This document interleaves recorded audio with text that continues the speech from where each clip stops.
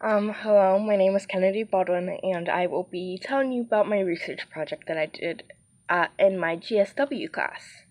I decided to do mine on how the university could adopt a therapy dog program where I know, students already have therapy dogs, but it's a thing where you can bring in dogs from either local pounds or you can, adopt, have a program where students can check out dogs for a certain amount of time, and it's to help relieve stress. Hold on a minute, sorry. I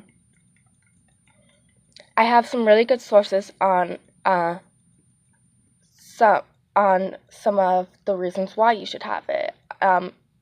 In my paper, I believe that the university could benefit by adopting the therapy dog program.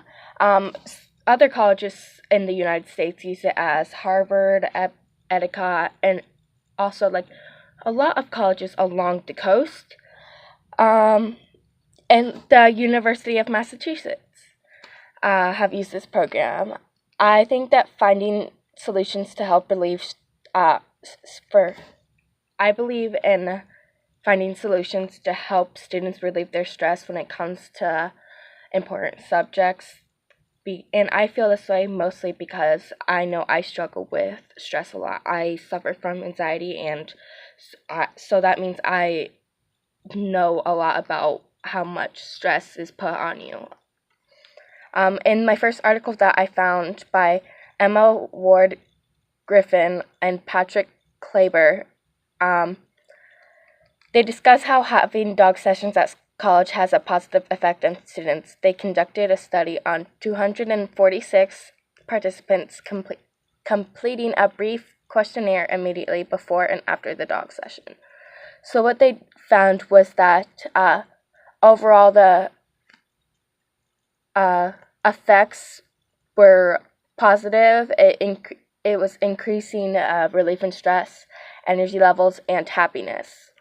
I feel that a lot of students would benefit from this because of the fact that some of them have dogs at home that they miss, and not only would you benefit from a dog, but the dog also benefits.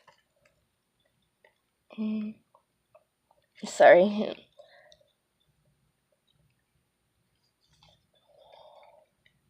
A recent study investigation found that 62% of surveyed universities in the United States reported having such programs, the majority of which exclusively involved dogs.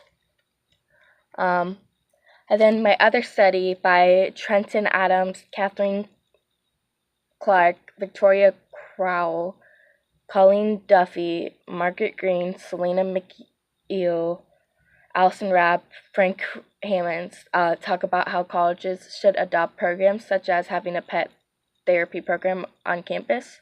One of their supportive facts is that studies involving college freshmen found that 96% of the participants were in favor of having a pet therapy program on campus, and the majority of students' pet therapy programs are free for students and universities. Most of the dog handlers are volunteers, which means that they don't need to be paid, which will save a lot of money for the university in the long run.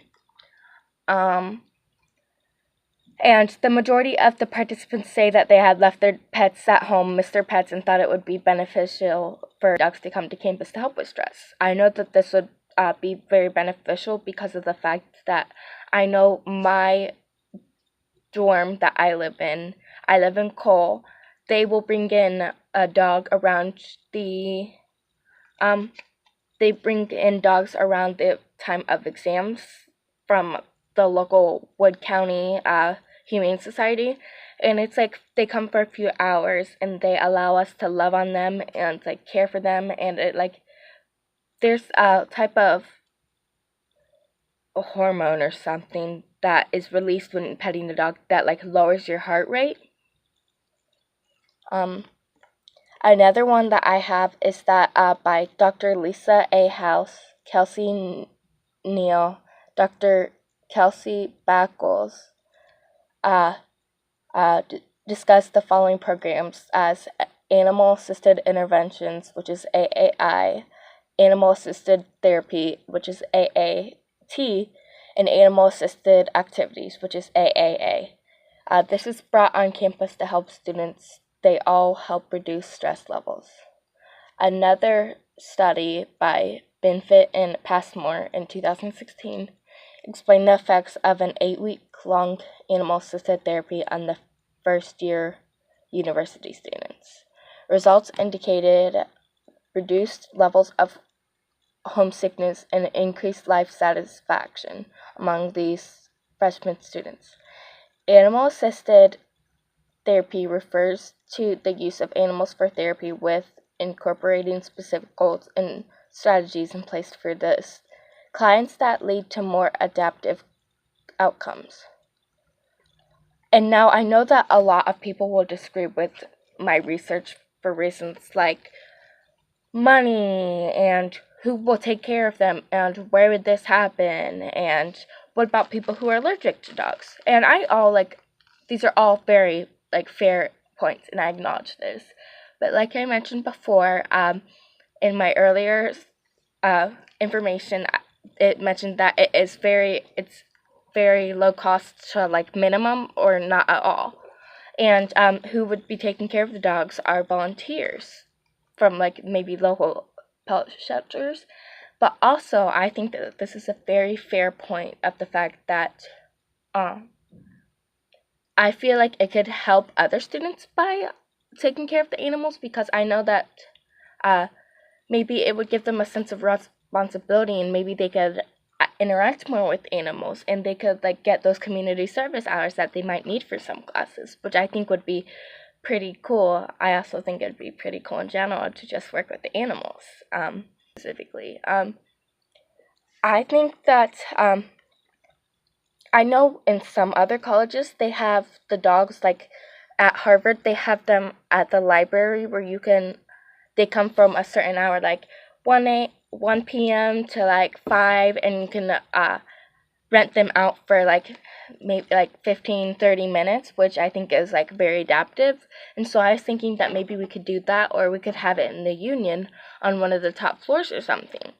The next one would be where would the dogs be coming from. I think that if we were to do this, we should contact the local Wood County Humane Society, and we would ask them if we could have some dogs that could come in and they could have some pet therapy, which I know they already come in for my dorm when around exam time, when they have this kind of therapy dog session. The last but not least one, it's about what about people who are allergic to animals.